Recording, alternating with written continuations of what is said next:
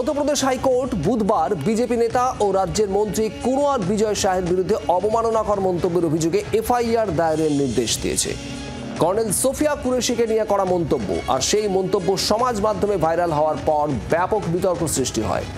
Operation সিঁদুরের বিষয়ে সশস্ত্র বাহিনীর তরফে ব্রিফিংয়ের সময় কর্নেল কুরেশি সাংবাদিকদের সামনে উপস্থিত হয়েছেন, একাধিকবার ব্রিফ করেছেন। আর সেই প্রেক্ষিতেই বিজয় শাহ বিজেপি নেতা এক সরকারি অনুষ্ঠানে বলেন, যারা আমাদের মেয়েদের বিধবা করেছে তাদের শিক্ষা দিতে প্রধানমন্ত্রী পাকিস্তানি সম্প্রদায়ের এক বোনকে পাঠিয়েছেন। এই মন্তব্যকে ঘিরে তীব্র প্রতিক্রিয়া ওঠে। ওই বিজেপি নেতা ঠিক কি বলেছিলেন শোনাবো।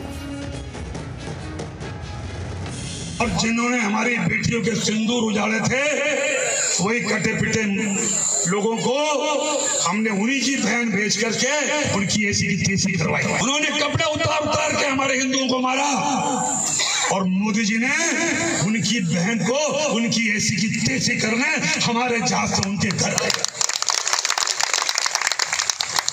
अब मोदी जी कपड़े तो उतार नहीं सकते थे, इसलिए उनके समाज की बहन को भेजा कि तुमने हमारी बहनों को अगर विधवा किया है तो तुम्हारे समाज की बहन आके तुम्हें नंगा करके छोड़ेगी।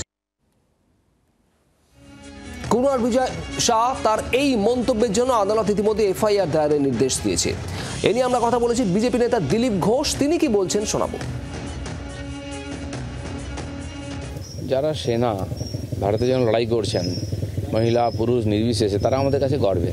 তাদের সম্বন্ধে কোনো কথা অপমানজনক, নিন্দাসূচক বা তাদের গরিমাকে আঘাত করে এরকম কথা কারোই বলা উচিত নয়। বাকি কিছু হলে সে তো সরকার আছে, তার জন্য আইন আছে। তারা বাংলার আওয়াজ, বাঙালির আবেগ, জি 24 ঘন্টা।